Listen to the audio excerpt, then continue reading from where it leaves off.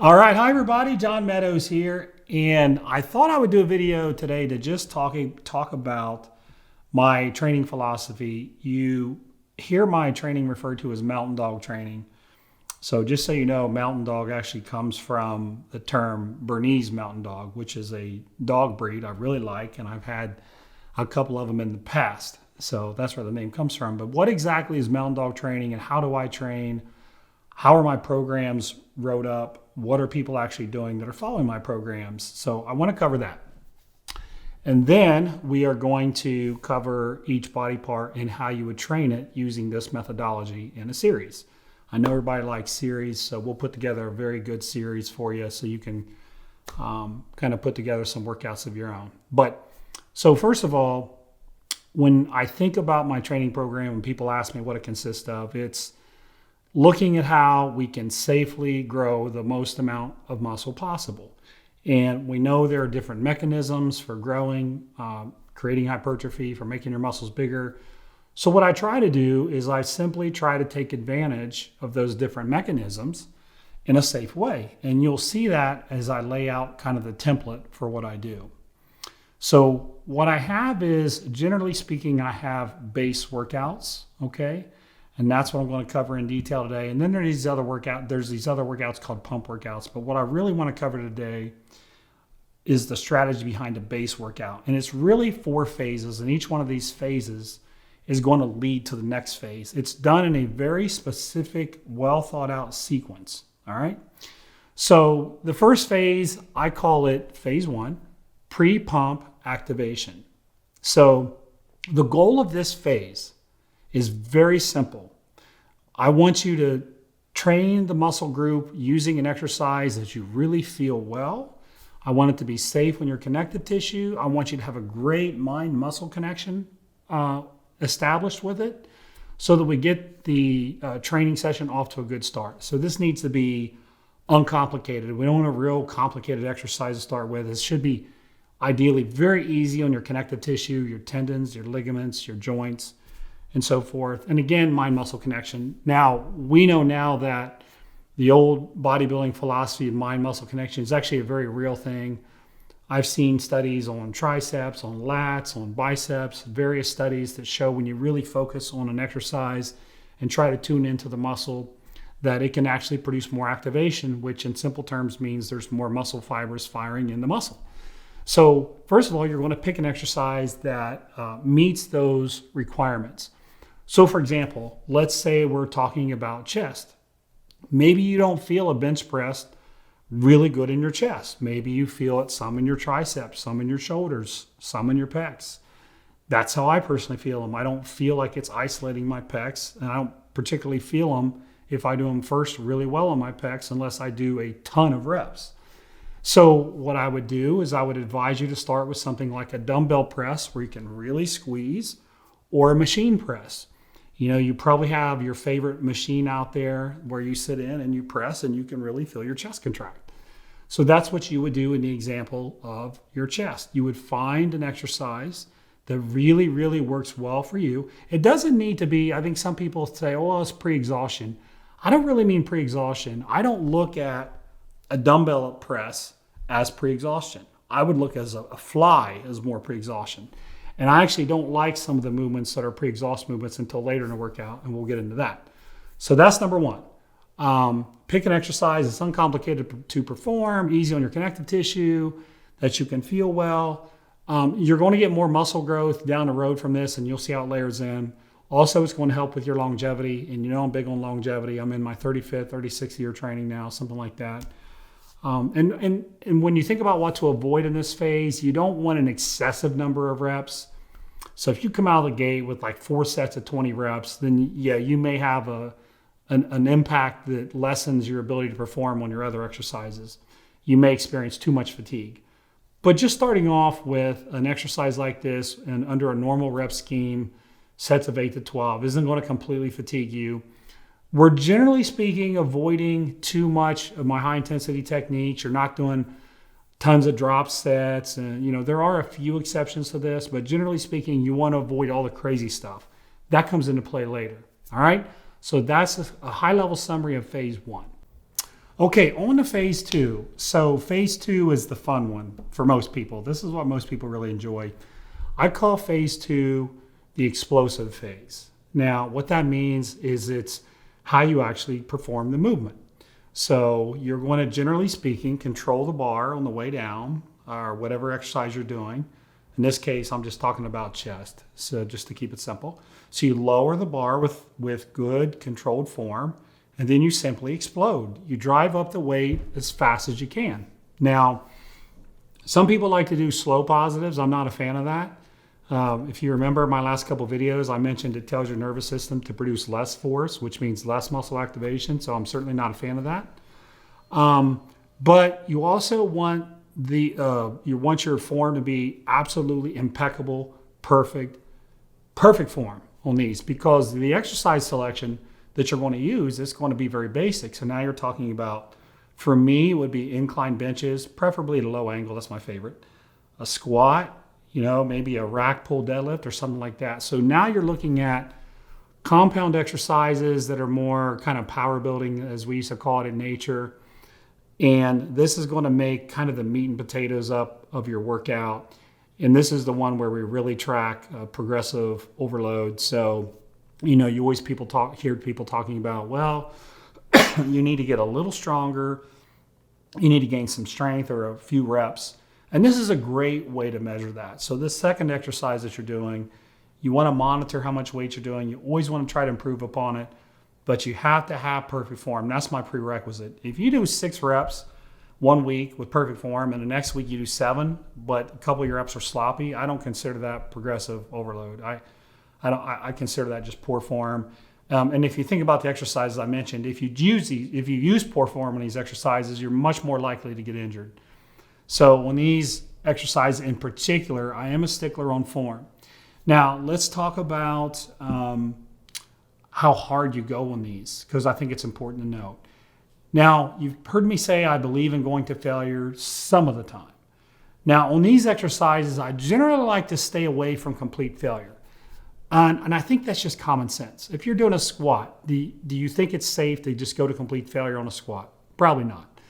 Same thing on a bench. You don't want to, get the weight up and then boom, have it come crashing back down on you. So I generally like to leave a rep in the tank on my top set, maybe 2 reps, but generally 1 rep in the tank on my top set. If you're leaving a lot of reps in the tank, then you can't even progressive overload. I mean, how do you know? How do you force yourself to get stronger if you never really challenge yourself? So if anybody's telling you you should always leave 2 or 3 reps in the tank and they believe in progressive overload, they're not telling you the truth. Those 2 things don't match. So come within on your last set, your hard set, try to come within about 1 rep to a failure. Again, try to work your reps up, try to work your strength up on these. In terms of what not to do, don't do these too light. Some people say, well, the bar is going to be flying up if I'm training explosively. Not if you pick the right weight. If you pick the right weight, the weight will take care of itself. It'll be hard enough. If you're using a weight that you can do, say, for 7 or 8 reps, and that's all you can do, the weight will be heavy enough so that it won't go flying out of your hand. So when you train explosively, it's a good way to stimulate fast twitch muscle fibers, particularly we call them the 2A muscle fibers. Those are the ones that seem to have the most hypertrophic potential, just meaning they can grow more. All right. So if you train too light and the bar's moving a lot faster, you actually go you go further on that fast twitch scale to the 2X fibers, which it's great for athletes. But this video is about building muscle, not making you more athletic. So the weight will take care of itself. So don't go too light, don't use sloppy form, and don't go to complete failure. Those would be the 3 things to be careful of. Remember, make sure you use a good compound movement that you can track and make sure you're getting stronger on. So that's how phase 2 looks. So phase 3, we just finished our compound movement on phase 2. We train explosively. Phase 3 is what I call the supra, not that it matters, maximal pump phase. So this is where kind of the old school bodybuilders would be proud, especially Arnold. So this is where you get the pump, right? I think the technical term now, I wouldn't call it technical, but people say cell swelling. It's a term that people throw out. This phase of training, I also hear the term metabolic stress training. I think that's the phrase that was coined by Brad Schoenfeld in his work. So now everybody kind of they've added this metabolic stress component to their workouts. Doesn't matter what you call it. It's all the same thing. It's just driving a lot of blood into the muscle fibers. And again, those type 2A muscle fibers that I mentioned that have great potential to grow also have a very high glycolytic capacity and this membrane porosity. So what do all those big words mean? It just means they pump up really good and they grow. So I'm a big believer in training of this phase where you just drive a ton of blood into the muscle. You always hear like Seth Feroce talking about it and other bodybuilders, but you just drive a ton of blood into the muscle fibers themselves. Now, does that create growth? Well, we think it does. There's a lot of reasons why that seems to happen. I wouldn't say that we know exactly why. I would say the anecdotal evidence based on thousands and thousands of people training is pretty overwhelming. I've heard Brad Schoenfeld talk about the cell swelling. There's so much swelling on the cell membrane of the muscle fiber, it actually perceives a threat to integrity, so it ramps up protein synthesis. Who knows? We'll let the science guys figure that out, but we know it works. So how do you incorporate this? How do you really get a lot of blood into the muscle that, in the way that I'm talking about? Well, the way I like to do it is with those high intensity techniques. So I'm talking about partials, cluster sets, which I've been doing a lot of lately, drop sets, iso holds, all that stuff, all those things where you can extend the set. So beyond failure training, we would call it. Those are the things that really create a lot of tension, a lot of blood flow that work wonderfully for this. Now, you do have to be careful. There's a couple things I do want you to be mindful of. So I would not use compound movements for this. So for example, if you're squatting, I wouldn't squat to failure and then go down and try to do partials and then try to hold it as an iso hold. I think that'd be very, very dangerous. So you want to make sure the exercises that you are selecting in this phase are very safe. So if you're talking about legs, for example, a leg extension is a perfectly safe exercise to do this. You could do a drop set, you could do some partials, and it would be very safe. You wouldn't have to worry about your spine giving out and getting crushed under the bar. So just make sure you're picking the right exercises for these. The other thing I would say is a little bit goes a long way. You really only need one hard set like this to get the job done. So if you're going to do a couple sets just to kind of get used to the exercise and kind of get in the groove, and then you just annihilate it with that one set. I see people trying to do, for example, 3 drop sets in a row, and I just think that's too much. It just creates too much muscle damage, too much muscle protein breakdown. It's too hard to come back from. Remember, again, a little bit goes a long way. So just full nose, just give me one really good all-out set beyond failure. And that's really all you have to do. If you do this correctly, you'll be really pumped.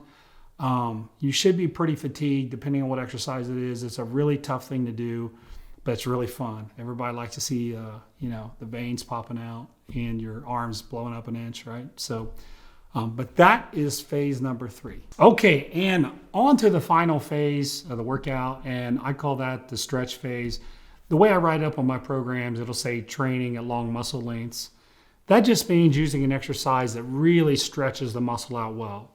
Okay, so if you're doing triceps, it might be something where you're really stretching your tricep. If you're doing chest, that might be a really big fly type movement. If you're doing your hamstrings, it might be some version of a stiff-legged deadlift that really puts a lot of stress on your hamstrings.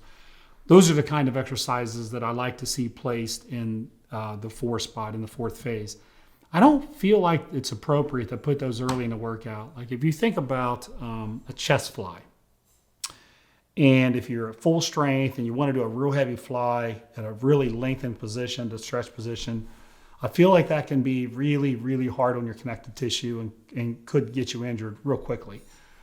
As opposed to doing it last, where you're not as strong, everything's warmed up, it doesn't take as much weight. Now I feel like you can do it much more safely and get the benefit from it. So speaking of the benefit, like what really is the benefit of training like this? I'd say it's up for debate. I mean, in the old days, we in the late 80s, we were doing training with a gentleman named John Perillo, and there were some theories back then that training in an extreme stretch position, or not even training, actually just stretching itself without any weights, would potentially change the way muscle fascia is laid out across the muscle. It would stretch it out. Muscle fascia is obviously what surrounds the muscle. So if it was looser, you could theoretically put more muscle in there. Is that true? I don't know. Who knows? Is it more of something direct? Is it a mechanoreceptor on the end of a muscle fiber that's doing something to spark protein synthesis? Maybe, I don't know. Is it hyperplasia? Is that hard stretch? Maybe creating more muscle fibers themselves, as we've seen with some of the bird studies. Again, I don't know. But I would say that despite the fact there's so many questions, I feel really good about this phase and what it does.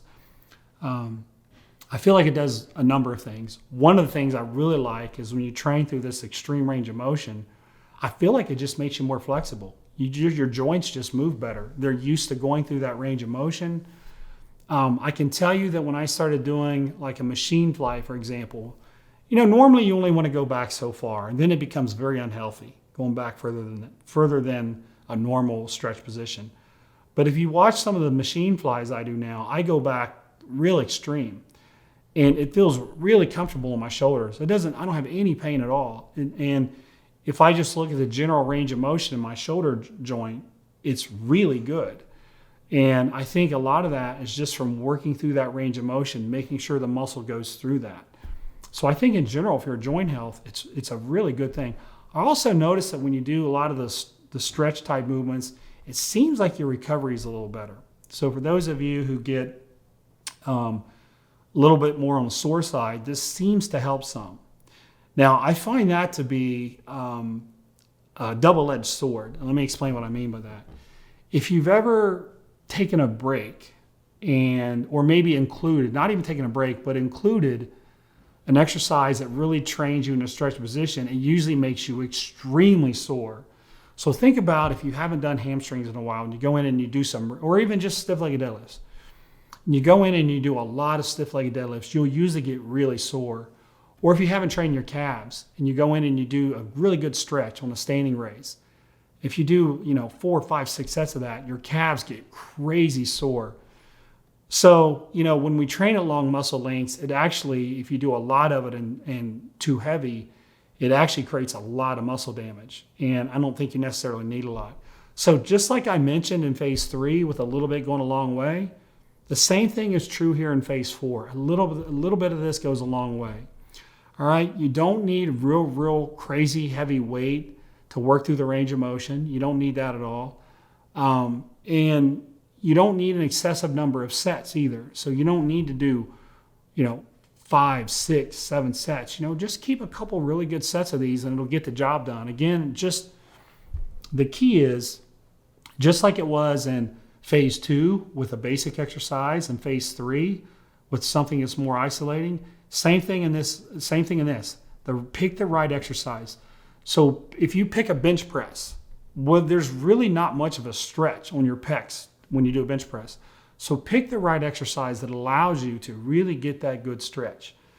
So I think the interesting thing is if you look at, these are the 4 phases. So if you look at the way I've laid it out, each phase leads into the next phase perfectly. You got an activation kind of pre-activation phase, pre-pump, where you're getting blood to the muscle, then you're hitting with a compound movement, then you're blowing the muscle up with blood, and then you're stretching it. It's really a very simple concept. And everything, if you mix that order up, I think it becomes less effective. I don't think it's as effective. And this is what I've developed over the last 10 to 20 years, is training like this. But hopefully listening to me explain it, hopefully it makes sense. I know sometimes in the past, many times I've done a lot of crazy stuff and people think I'm just randomly throwing crazy stuff out there, but there really is a method and a science behind what I'm doing.